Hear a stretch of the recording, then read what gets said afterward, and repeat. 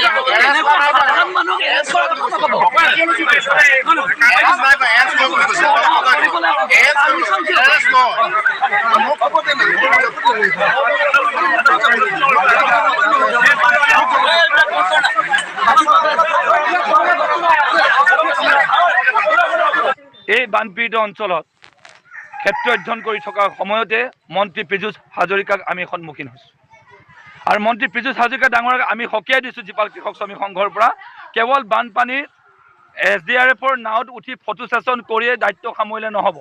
আমি কৈছোঁ ইয়াত উন্নত ফেৰী মান বিশিষ্ট ফেৰী ইয়াত যোগান ধৰক, মানুহখিনি ৰেস্কিউ কৰক।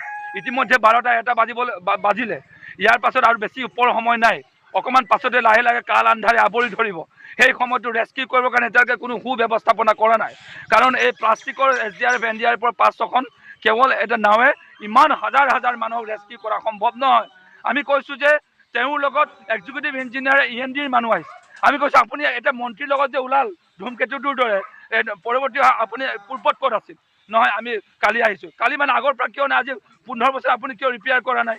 দ্বিতীয় কথাটো হৈছে সেই সময়ত এগৰাকী মহিলা ক্ষুব্ধ মহিলাই বঞ্চিত মহিলাই নিজৰ দুখ উজাৰিবলৈ যাওঁতে তেতিয়া মন্ত্ৰী পীযুষ হাজৰিকাই ক'লে তেতিয়া বোলে এগৰাকী তেখেতক বোলে এৰেষ্ট কৰি দিব মহিলাগৰাকী।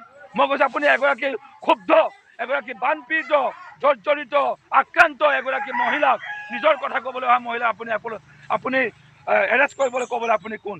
আপুনি এপলজি খুজিব লাগিব। মই কৈছোঁ যে আমি জীপাল কৃষক শ্ৰমিক সংঘ দাবী কৰিছিলোঁ যে আপুনি এপলজি খোজক। তেখেতে পৰৱৰ্তী সময়ত আমি যেতিয়া প্ৰতিবাদ যেতিয়া সুস্থাৰ কৰিছোঁ সেই সময়ত তেখেতে এপলজি খুজিছে আৰু তেখেতৰ এপলজি খোজা যদি বাইট যদি দৰকাৰ হয় সেই বাইট মই ৰাজহুৱা কৰিব পৰাকৈ মই সক্ষম। গতিকে মাননীয় সংবাদ মাধ্যমৰ আমাৰ সকলো সতীৰ্থসকল এই বিষয়টো সবিস্তাৰে প্ৰচাৰ কৰক, কিয়নো এই সময়টোত অসমৰ জ্বলন্ত সমস্যাত ৰূপান্তৰ হৈছে বানপানী। কুৰিচু বান্ধৰ পানী মিছে, কাইলৈ সোৱণশিৰিয়ে মেলিব, আজি নিপকৈ মেলাৰ ফলত নগাঁৱত কি অৱস্থা হৈছে চাওক। গতিকে এনেকুৱা তথৈবচ অৱস্থাৰ মাজত আজি আকৌ আমাৰ গোলাঘাট জিলাৰ এই বংকলবাসী মানুহে বহুত কষ্ট কৰি টনকিয়াল হ'বৰ কাৰণে যত্ন কৰিছিল, কঁকালত টঙালি মাৰিছিল। এই বানে তেওঁলোকক গোটেই আকৌ কঁকালখন আজি আকৌ 30 বছৰ পিছুৱাই লৈ গুচি গ'ল। গতিকে এই দুখ যন্ত্ৰণাৰ মাজত ক্ষুব্ধ মানুহক যদি এৰেষ্ট কৰিব লাগে বুলি কয় জীপাল কৃষক শ্ৰমিক সংঘই কেতিয়াও এইটো ক্ষমা নকৰে। আমি বানপীড়িত ৰাইজৰ হৈ আমি এইটো প্ৰতিবাদ কৰিছোঁ। আমি কৈছোঁ যে এই কথা আমি কেতিয়াও ক্ষমা নকৰোঁ। আমাক কৈছোঁ সকলো ধৰণৰ ব্যৱস্থা গ্ৰহণ কৰা, উন্নত কেম্প বনাওক, বিজ্ঞানসন্মতভাৱে স্বাস্থ্য শিবিৰ পাতক, খাদ্য যোগান কৰক, শিশু খাদ্য দিয়ক, পশুধন খাদ্য দিয়ক। আমি কৈছোঁ যে আমাৰ নিৰুদ্দেশ হোৱা মন্ত্ৰী অতুল বৰাক আমি ক'ব খুজিছোঁ, পশুধন মন্ত্ৰী, গাহৰি গৰু আৰু ছাগলীৰ মন্ত্ৰী অতুল বৰা, অনতি বিলম্বে আপুনি ট্ৰাকে আনি আমাৰ পশুধন খাদ্য যোগান ধৰক।